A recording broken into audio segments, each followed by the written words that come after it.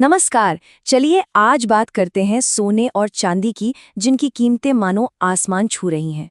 हम ये समझने की कोशिश करेंगे कि आखिर इस जबरदस्त तेजी के पीछे की असली वजह क्या है। तो सबसे पहले जरा इस नंबर को देखिए।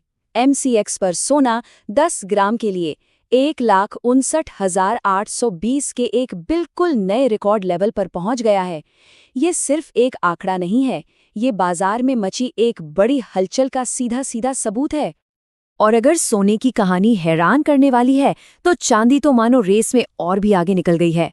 इसी साल चांदी की कीमतों में 55% का उछाल आया है। ये वाकई में एक कमाल का परफॉर्मेंस है।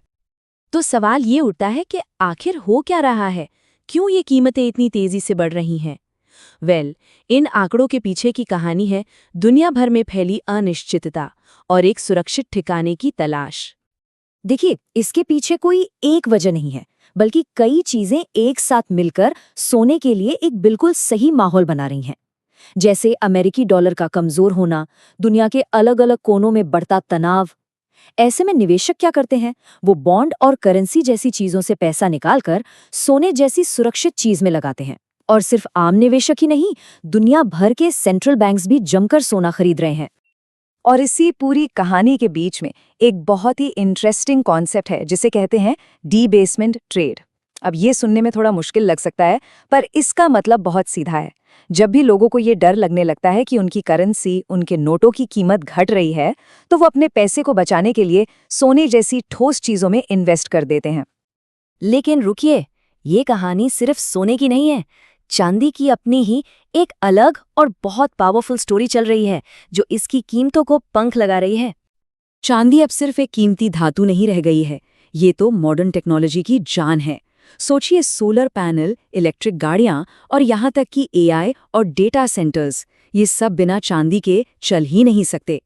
इंडस्ट्री की ये जबरदस्त डिमांड इतनी ज्यादा है कि सप्लाई पूरी नहीं हो पा रही है, और इसी वजह से कीमतें लगातार बढ़ रही हैं। तो अब सबसे बड़ा सवाल, कीमतें तो रिकॉर्ड हाई पर हैं।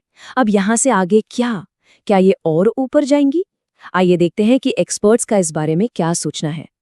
एनरिच मनी के CEO की ये बात मार्केट का मूड साफ बताती है। इसका मतलब ये है कि बाजार में तेजी का माहौल है। जब भी दाम थोड़ा सा भी नीचे आता है, लोग उसे खरीदने का एक बढ़िया मौका समझकर टूट पड़ते हैं। अब ये टेबल देखिए। एक्सपर्ट्स कुछ खास नंबर्स पर नजर गड़ाए हुए हैं। इन्हें सपोर्ट और रेजिस्टेंस कहते हैं। आसान भाषा में समझें तो सपोर्ट वो लेवल है जहां से कीमत के और नीचे जाने की उम्मीद कम होती है, क्योंकि खरीदार एक्टिव हो जाते हैं। और रेजिस्टेंस वो दीवार है जिसे तोड़कर कीमत का ऊपर जाना मुश्किल होता है। हाँ, तो सोना चांदी तो चमक रहे हैं, लेकिन ये जानना भी जरूरी है कि हर चमकती चीज सोना या चांदी नहीं होती। ये बहुत दिलचस्प है।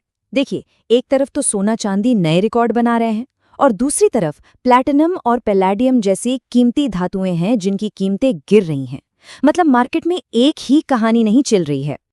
चलिए, अब थोड़ा जूम आउट करते हैं और इस पूरी कहानी को एक बड़े कैनवस पर देखते हैं कि ये ग्लोबल फाइनेंस के बारे में हमें क्या बता रही है।